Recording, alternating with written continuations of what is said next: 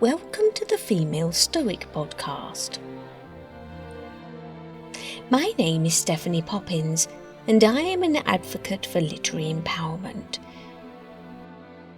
That means I believe the examples set by the literary masters can broaden our life perspective, create increased self-awareness, and empower us to overcome the obstacles we encounter here in the 21st century. By listening and referring what we hear to Stoic philosophy, we can foster a strong sense of self and navigate the world more effectively. This podcast takes the form of both discussions and meditations. And if you like what you hear, you might consider looking me up on my socials, where I post empowering videos every day. Or you may like my classic audiobooks and original stories available on my website, newworldbooks.co.uk. Happy listening.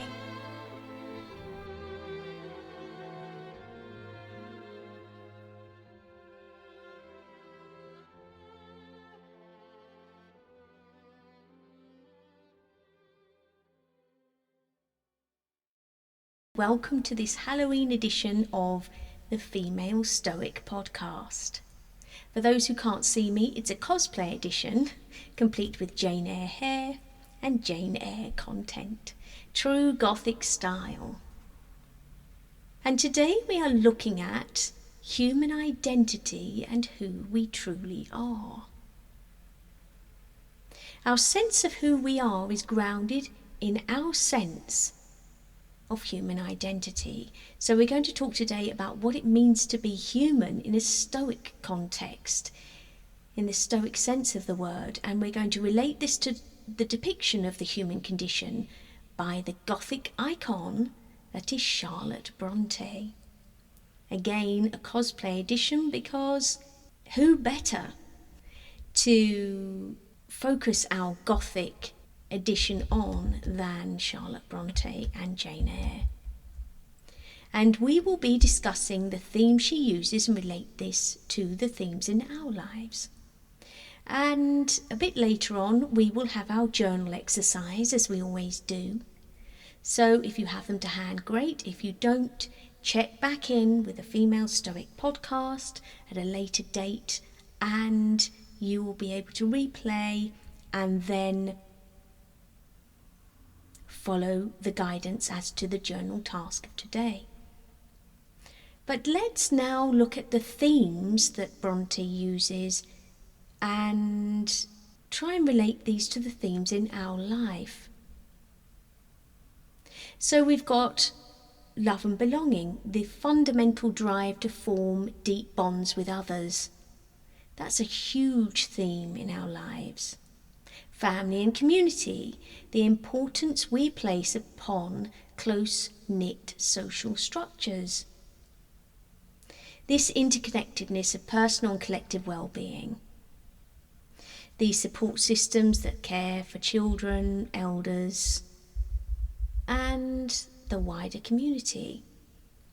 Compassion and empathy, the capacity we have to understand and share the feelings of others, and which a huge theme, the theme of conflict, which is running through every novel I've ever read. And this is managing and navigating differences in opinion within relationships, families, communities, or societies. It is really the driving force in literature, because without conflict there would be no story. So if we look at the human condition and we look at what it means to be human, we have to take into account these themes and understand that they are responsible for the decisions we make. And whichever emphasis we place upon them will guide the decisions we make. And as you know, within the Stoic philosophy, we have a dichotomy of control, and most of those decisions we make should be focused around the management of our reaction to those themes. Now, as humans, and as Stoics, we focus on the idea of virtue. And virtue is only virtuous because of the particular type of creature we happen to be. So, as Epictetus reminds us, virtue looks different in every species. And the reason I've chosen Jane Eyre today is because this huge novel is all about her embracing her virtue. So, as Epictetus says, the distinctive excellence of a horse lies in how fast it runs. The excellence of a bull in how strong it is. The distinctive excellence of humans is in our potential for rationality, intelligence, and our desire to understand the world. So if we were a different sort of animal, our excellence might not be reflected in the Stoic principles of wisdom, justice, courage, and self-control. But because we are humans, these principles are our guidance to inner virtue. Our higher self, excellence, is manifested in these internal characteristics. So we define what's good for ourselves in relation to what's appropriate for a human to be, not what's appropriate for an animal to be, for example. And as Stoics, we believe that by acting in the way that's most appropriate for a human being will lead us to deep contentment and meaning in life. But how does this relate to literature? Well, literature invites us to experience moral dilemmas, struggle with philosophical questions, debate decisions made by the protagonists, and come to a conclusion whilst relating that to our own experiences. Such debates make us question our own inner virtue, and this helps us gain a further understanding of our own human identity and experience. So what is virtue? The dictionary defines it as good moral quality in a person, or the general quality of being morally good. And this is what I believe the character Jane Eyre depicts in its entirety. This is why I love this novel. Triumph over adversity, strength over weakness, a well-defined sense of who she is. She acknowledges her desires, but she has a willingness to suffer in order to honour her higher self. So this unwavering commitment to the protection of her inner peace at any cost. And this huge courage that she exhibits in the face of adversity. And she's not a passive recipient of moral self. She doesn't act and hope that her actions will be the right things to do. She practices active participation. So she's actively participating in the maintenance of her morals and values. She's not hiding behind a book, an idea, a guidance. She is not hiding behind the words of others. She is creating the word. She is living the word. And she doesn't use this word to batter others with. She loves Mr. Rochester wholeheartedly. She judges him not for his choices, but she accepts them and understands the only power she has is over the choices she makes, and she alone can make.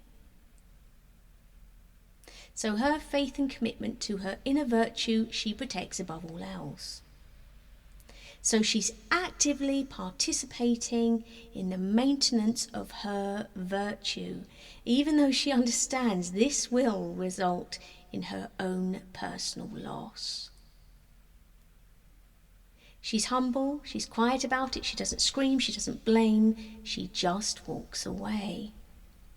And this character is created by Charlotte Bronte, the perfect protagonist,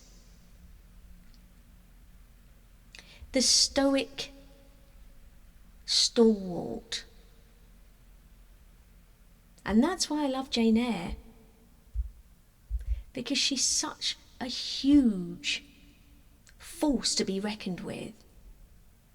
She's physically small, she's vulnerable, she feels compromised aesthetically speaking, and yet she has a will of iron. Nothing can break her. Quote, "Think of his misery, think of his danger, look at his state when left alone. Soothe him, save him, love him. Who in the world cares for you? Or who will be injured by what you do?" Still indomitable was the reply, "I care for myself.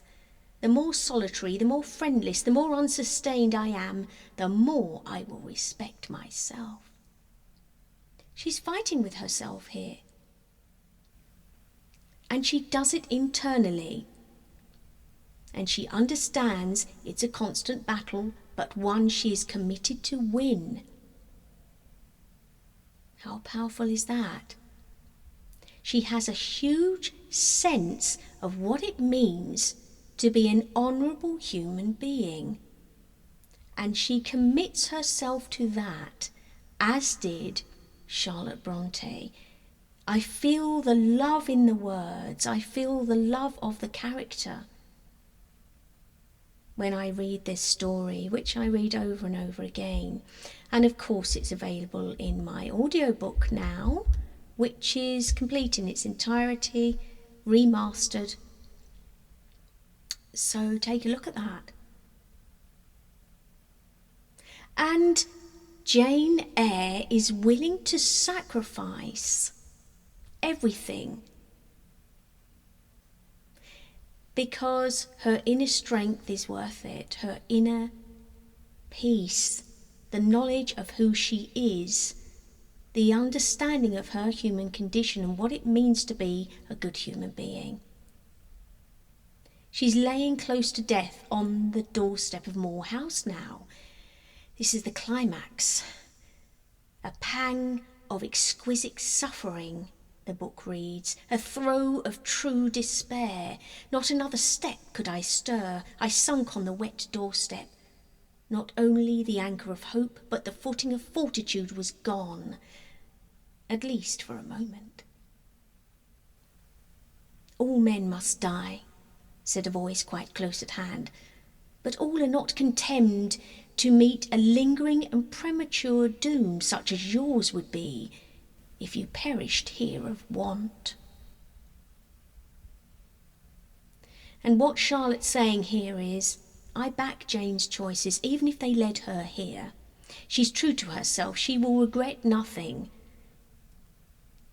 I say again, but all are not condemned to meet a lingering and premature doom such as yours would be if you perished here of want.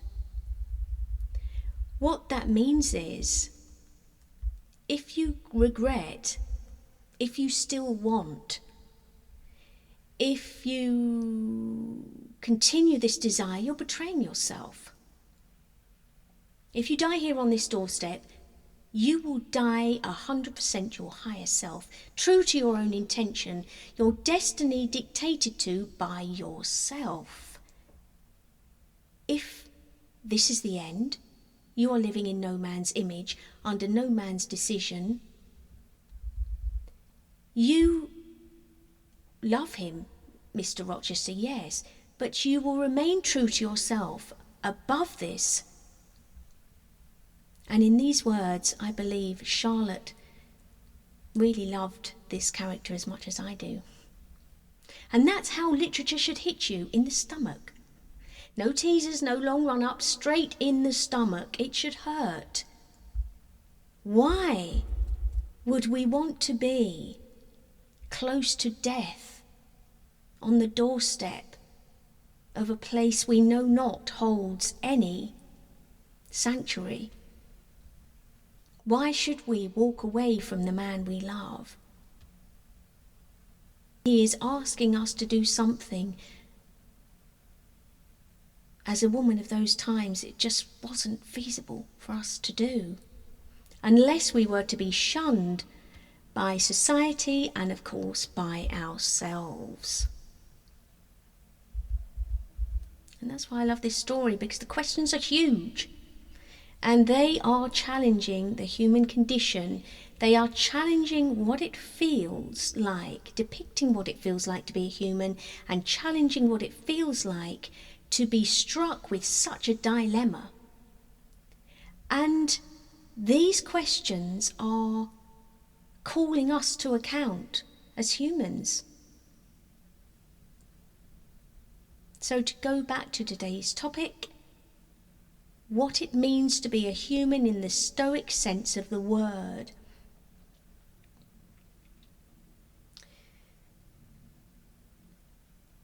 So we're integrating our beliefs about the world. Beliefs we've arrived at via our experience and rationality. And of course, if we are reading, we are gaining further experience. We are gaining further knowledge, depending on what we are reading, of course. A choice is going to take place in all of us. Certain aspects of ourselves are considered to be more true and real than others. And we have to decide which ones they are.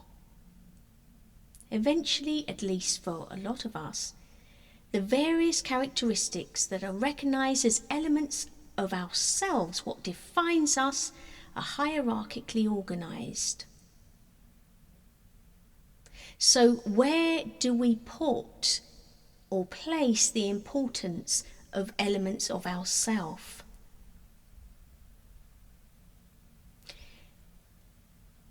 Life is about coming to a point where we begin to understand who we are as human beings.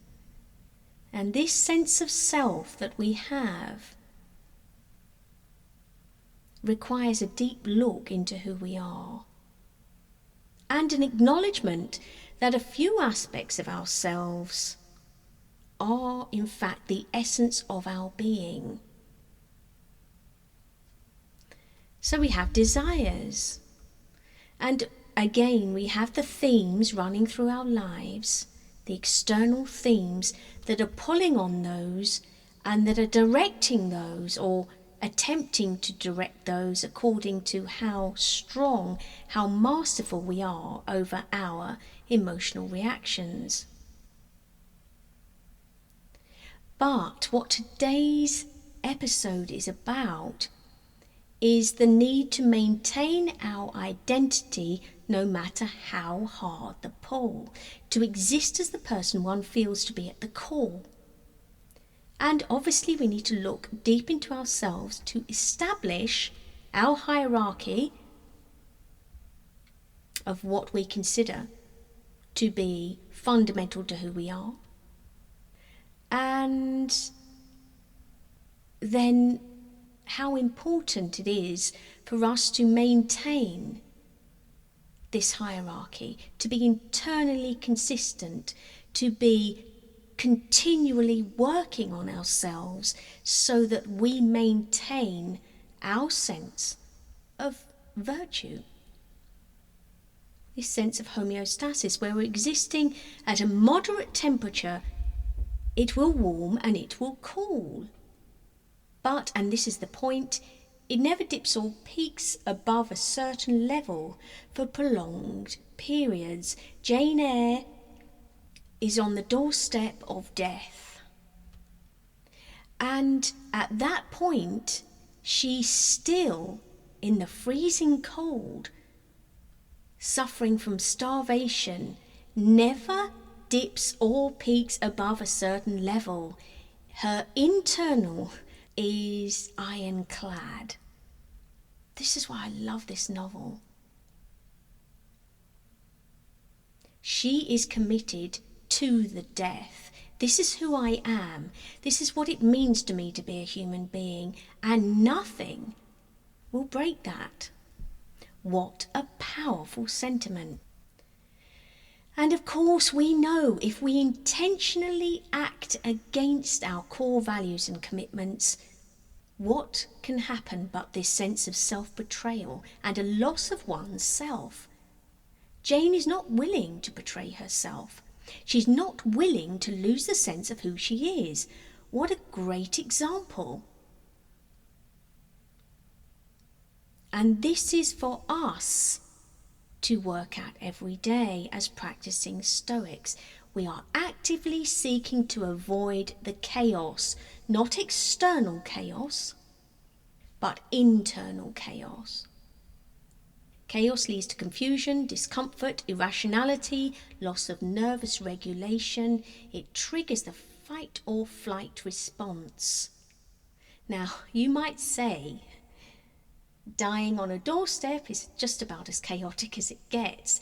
But the point here is, in this novel, the chaos is back at Thornfield. The unpredictability is back at Thornfield. The lack of autonomy is back with Edward Rochester. And that's the point. There may be chaos externally around you. You may be called to participate in order to help, support, and so on in your everyday life, but to maintain, because you have a clear sense of who you are as a human being, a clear sense of your virtues, a clear hierarchical structure of what's important to you, to maintain your inner peace internally. You must master your reactions. You must be stoic. At Moor House, Jane is barely existing physically, but spiritually she's stronger than ever. She hears the calling. Will tonight be the night? Is this it? And Charlotte writes, well, if this is it, you go out as your higher self. And let's look at Jane Eyre's story. So there's a continuous process of selections that she makes, of choices she makes, a sense, we say in Stoic terms. She's constantly confronted with choices of how to respond. Now, of course, these choices are preordained by Charlotte Bronte, but they stand as good examples. Each time Jane assents, she's integrating our beliefs about what's appropriate for us in ourselves. So as we're listening to the story, or reading the story, this book is forcing us to decide which of our beliefs are the ones we would act on. What would we do in that situation? And in this way, we can hierarchically organise which beliefs are more essential to ourselves. The power of literature. Literature's teaching us, it's educational, and it's empowering. And of course, when we develop our moral identity through the different experiences and different education that we've had and we continue to have, we can be strongly motivated to act in accordance with that identity. Because we understand if we don't, we are risking internal conflict. So let's not self-deceive. We're not seeking to rationalise our poor behaviour by self-deception. We want to maintain the sense of ourselves as being true to who we are, what it means to be human. Epictetus says, when we've truly learned to hold correct judgments, We will be free from self-reproach and inner conflict and instability of mind and self-torment. This is Stoic survival. We are seeking to be free of inner conflict. There will be external conflict continually. These are the themes running through our life. These are the things pulling and pushing us all the time. But we are seeking as Stoics a stability of mind, to be free from self-reproach. Zeno, the founder of Stoicism, said, living according to a rationale which is single and in agreement, on the grounds that those who live in conflict are unhappy. He is identifying here self-consistency is a key motivational component in living a good life. Self-consistency. That doesn't mean we judge ourselves for when things are difficult, for when we make poor choices, but we understand that's going to lead to self-reproach, that's going to lead to inner conflict and instability of mind, so we need to guide ourselves back to the path. Not too many dips. There are going to be cooling moments, there are going to be hot moments, but not too many extreme rises or dips. And that's what today's live is about. I was thinking about different genres of literature, and I noted today that I think that's why crime as a literary genre is so popular, because we need to understand and witness the parameters we're working within, the limits, the line. It gives us a sense of worth and acknowledgement for not being as poorly behaved as the reprobate in the story. We need as human, we are seeking as humans guidelines all the time. But of course, inherently, we understand there must be a hierarchy of the virtues we hold dear and what we are willing to accept and what we're willing not to accept. The choices we make which accumulate into our character.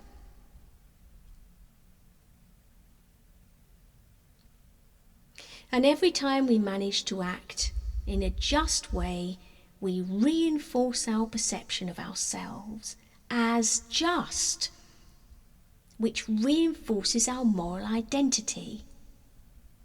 With each success, every time we conquer the reactivity that is so, it drives us, it's so powerful, it drives us to make decisions we wouldn't normally make. Every time we conquer that, we say no. As you know, my favourite phrase, the power is in the pause. No, I'm just going to pause and I'm going to take my time before I make a decision. Each time we do that, each time we conquer that reactivity, we become stronger. We reinforce our perception of who we are. And that motivates us to continue acting justly. And this is what happened in Jane Eyre right from the beginning. As a young child, she was reactive, and she began to understand over time,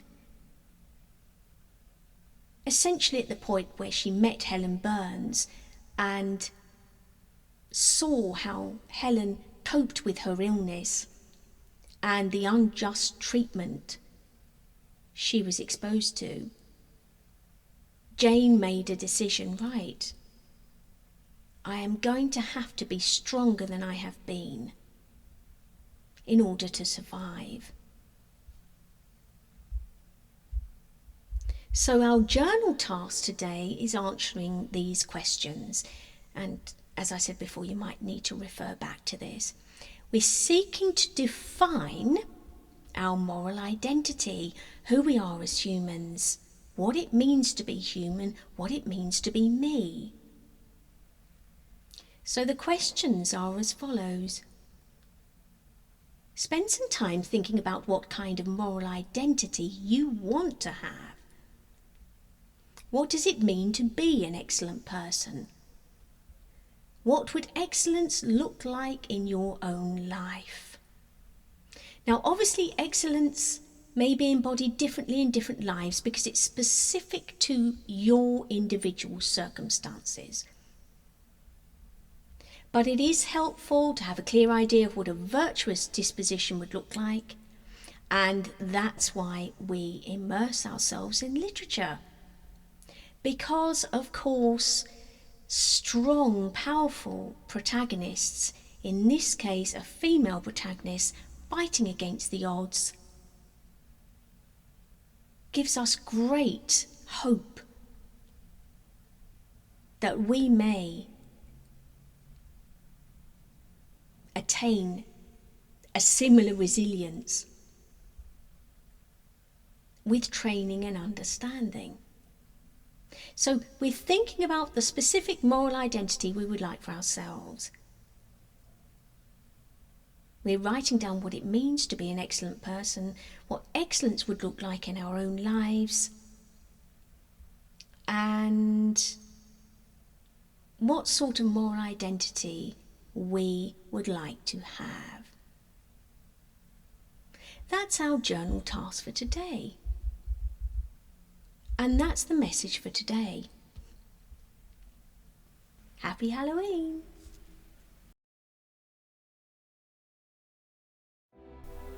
Hey, Stephanie here. Thank you for listening to the Female Stoic podcast. It is an honour, and I just want to say I really appreciate you being here. It's amazing the power of women in literature and the Stoic messages they have to share. Please, if you can, return the favour by spreading their words and sharing this podcast far and wide so more of us can benefit from their wisdom. And don't forget to leave a review if you like what you heard. See you next time.